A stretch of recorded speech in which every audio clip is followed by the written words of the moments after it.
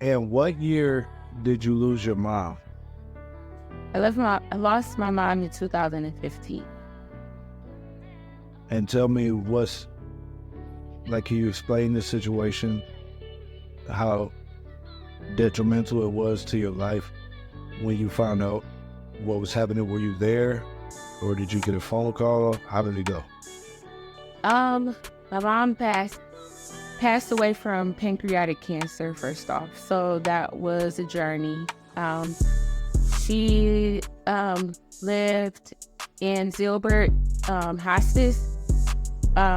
And we had already the doctors had already told us that she was passing, but they specifically told us that Easter, April 5th, probably she wouldn't make it. They didn't expect her to make it the night, over the night. They thought she was going to die the night prior, but she died Easter morning. I was at her house. We were planning to cook and stuff at Zilbert, because my mom was strong. When I left her that night, it didn't seem that would be my last time seeing her. So we went and got the kids, her grandkids, ready, and was cleaning up and making sure, we were straight, coming in, cooking food. And then we got a phone call. My baby sister was there, and she called us and told us that she had passed away.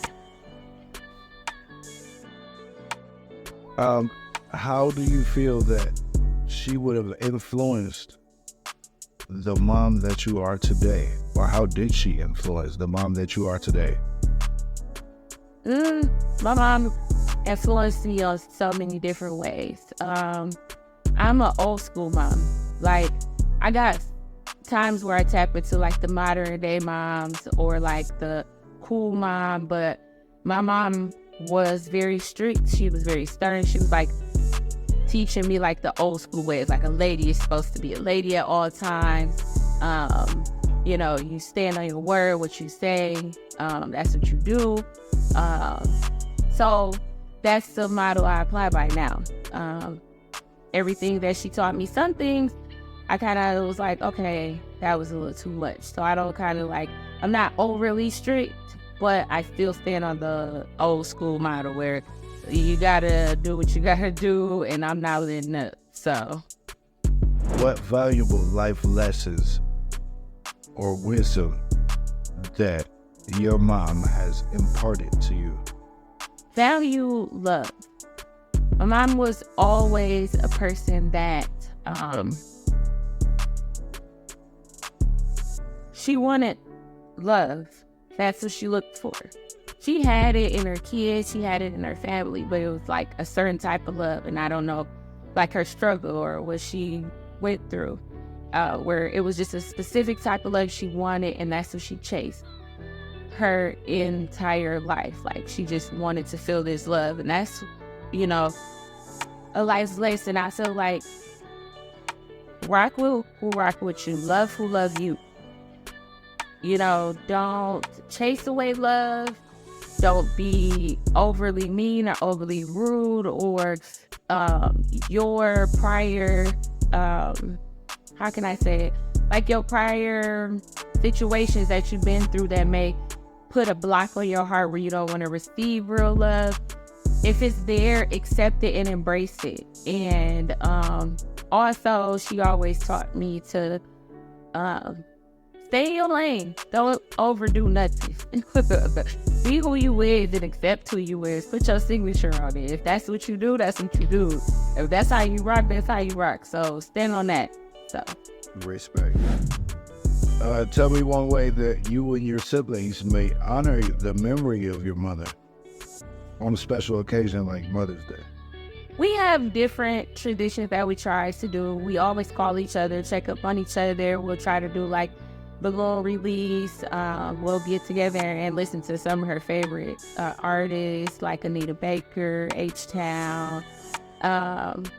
We mainly it depends on each Mother's Day, because some days hit different than others. So some years, I would say, hit different than others. But for the most part, we try to stay tight-knit. If we can't reach each other because we all live in separate places, not separate places in the same city, but some of us live different places. So we'll try to at least call each other, video chat each other.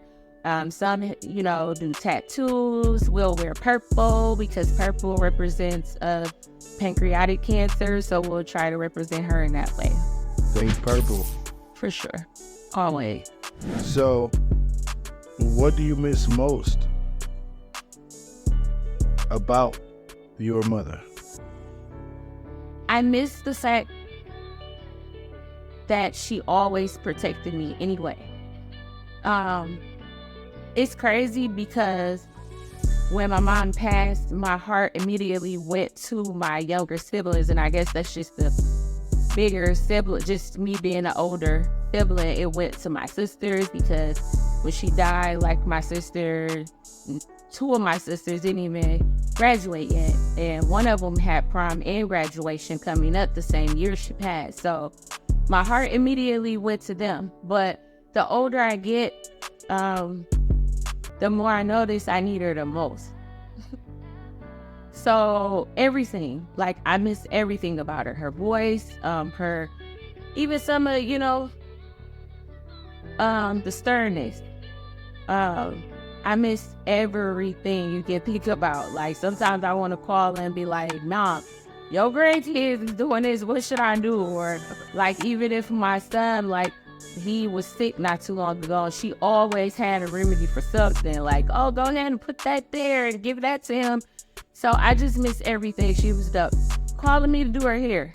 She always, if she had a date and she was going somewhere, because my mama, she was alive and she was fine too. So she had the boys on her. So she'll call me in a heartbeat. I don't care if it's 10 o'clock. Hey, come do my hair, come do my makeup. So I remember, I feel like that's the most that we, like, out of everything, we bonded so much doing just that girly thing. So.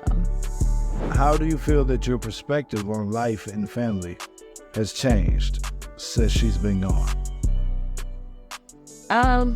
It definitely showed me that life is short. So you have to, I would never in a million years, no one would ever just think that their mom's gonna pass, but just my mom was like a hero. So it was like she's never gonna be gone. So like you just never know. So you have to always just show time, show love, even if it's disagreements or situations that you may not agree with. Sometimes you gotta agree to disagree, but just that time, because you don't know how much time you have with a person. Are there any qualities and traits of your mother that you see in yourself on your own parenting style? Yeah.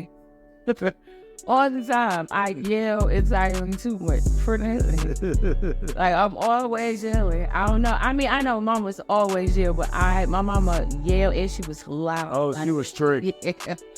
Yeah. She was definitely the type of mama that you do not want her to be mad at you. At all, period. Even her nieces and nephews, Auntie Glow can't be mad at you. Period. And definitely, when you're younger, don't let her be mad before you go to school, because she come up to your school, she's embarrassing you the whole time. So yeah, I would say that's me with my kids. Like I yell, but she also, even with her yelling, she always had that calm. Like she'll snap on you, but then she knows something you like or something you like to do, she'll, Mama, sorry, but I mean what I said, but you want to go do this, or Mama got this for you. So how do you keep the memory of her alive for your children or future generations? I always, every chance I get, I have pictures in my house of her.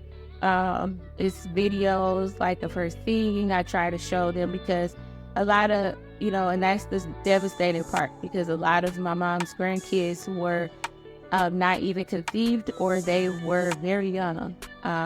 And then she had grandkids that were after her death. So it's some that never even got a chance to see her face. So I try to at least show them videos, pictures, and just share memories with them as much as I can.